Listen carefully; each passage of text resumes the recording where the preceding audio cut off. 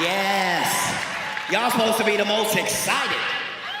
Oh. Yes, you should be the most energized, gracious fella. I don't care a lot what you say, you realize. Goodness, prepare yourselves, celeb watchers. The choppiness in Tinseltown is arriving at Class 5, and the Harvey family is at the eye of the tempest. Definitely you heard it right, Marjorie Harvey has been spotted cozying up to.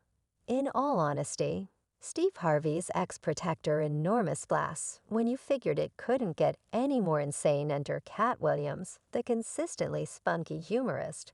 With a past filled with fighting with Harvey, he sees this brilliant chance to broil the family quarrel.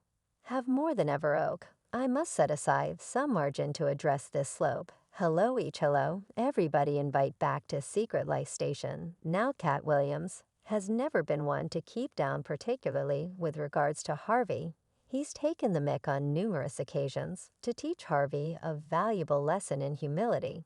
Recollect that time he pronounced, "When I got a lady, I sincerely made a respectable attempt, you realize. I think short folks improve darlings on the grounds that once we get on, we would rather not get off." And how is it that we could forget when he told Harvey, applause age, that is your last time at the Lord of Parody?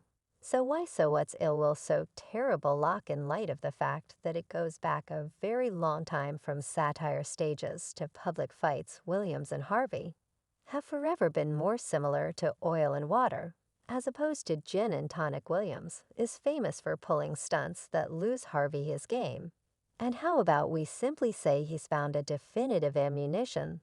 This time, Harvey's own family dramatization stories. I haven't heard all of the YouTubes, and I haven't heard every one of the meetings, and all like that, yet that ain't got nothing to do with me. Sure, Steve has the style and glitz of Hollywood with his uber hit television programs, yet we should not fail to remember that the man's very own life has been a crazy thrill ride of newspaper embarrassments. Currently add Williams to the situation as satire boss, by his own doing known for pushing limits and touching off debate.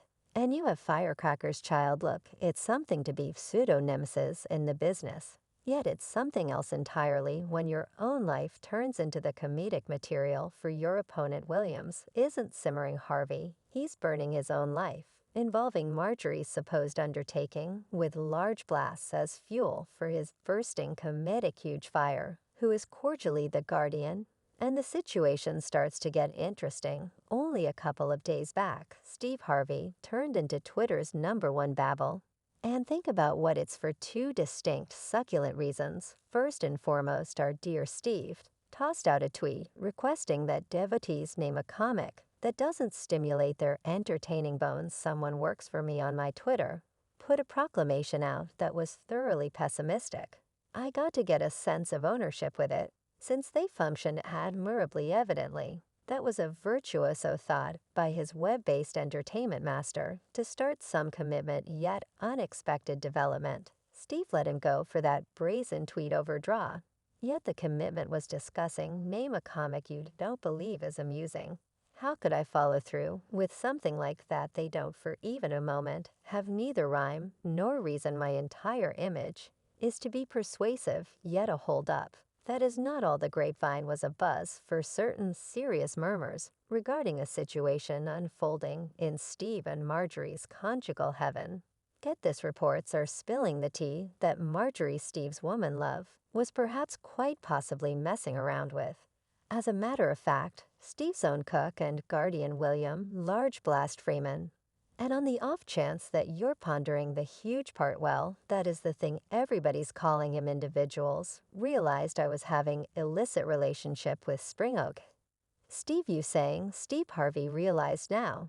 Here's the delicious clincher: top plants are staying at work past 40 hours with murmurs that Marjorie may be serving Steve with legal documents soon with a stunning $300 million at the asking cost. Online entertainment investigators and observers have been having a field day with this goodie.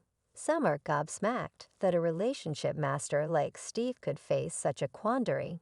So this is a little hamburger thing that everyone wanna need to begin, since you need to truly establish yourself. That is cool. You won't do it here, however. While we've proactively talked about how Katt Williams had a field day with a Harvey adventure, He's by all accounts not the only one getting laughs out of Steve's circumstance. Yet here's a little flashback for you, Steve, and Katt's hot fight isn't new news. We rewind to 2008. And these two comedic heavyweights were at that point exchanging punches, engaging it out to guarantee the top comic privileged position. Recall. Feline's blazing words Steve Harvey ought to have never did that he ought to have recently did the show, and not called it a fight. And all that since it's difficult for you to step in a ring that you're not used to. This quarrel purportedly originated from another year's Eve gig. Both were planned for reports where Humming with Katt Williams has gotten down on Steve Harvey right yet in Detroit. They will meet each other like two titans in Feline. Never one to avoid a test, openly tried Steve, saying he'd grab away his ruler of parody title at their common New Year's Eve. Show the waves from this were colossal to the point that celebs picked grouped. Yet in the event that you will do another stick, let the sibling know that you're staying. Don't I will be hounding you on the radio before their eagerly awaited execution. Steve Harvey joined Jamie Foxx over the wireless transmissions on Fox's satellite public broadcast.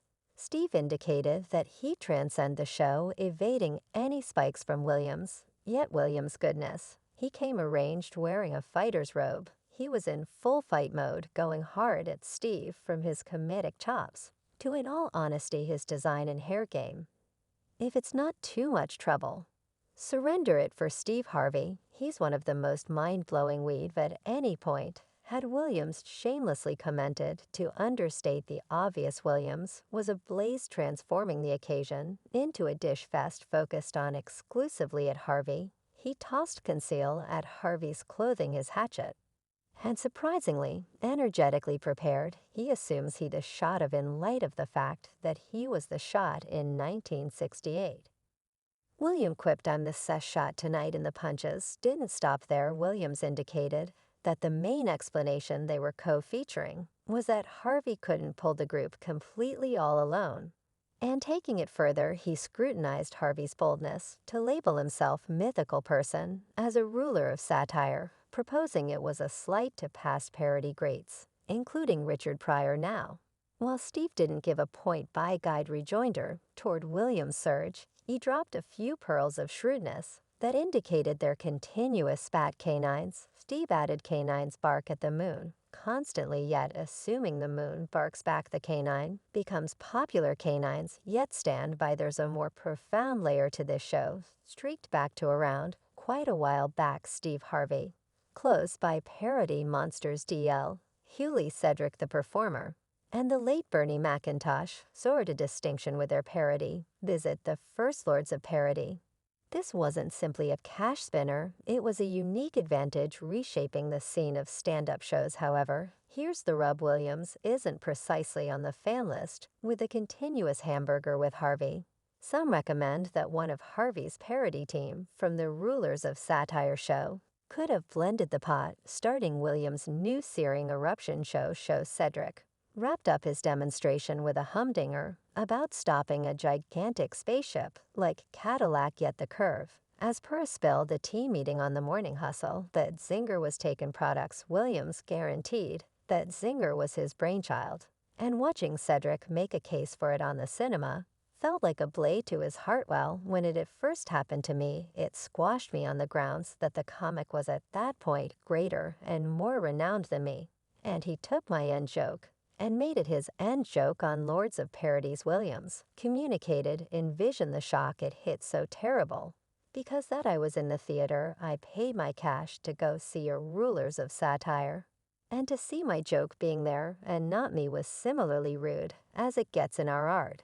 And I thought about it actually literally with Cedric the Performer around then, currently coming to an obvious conclusion, all things considered.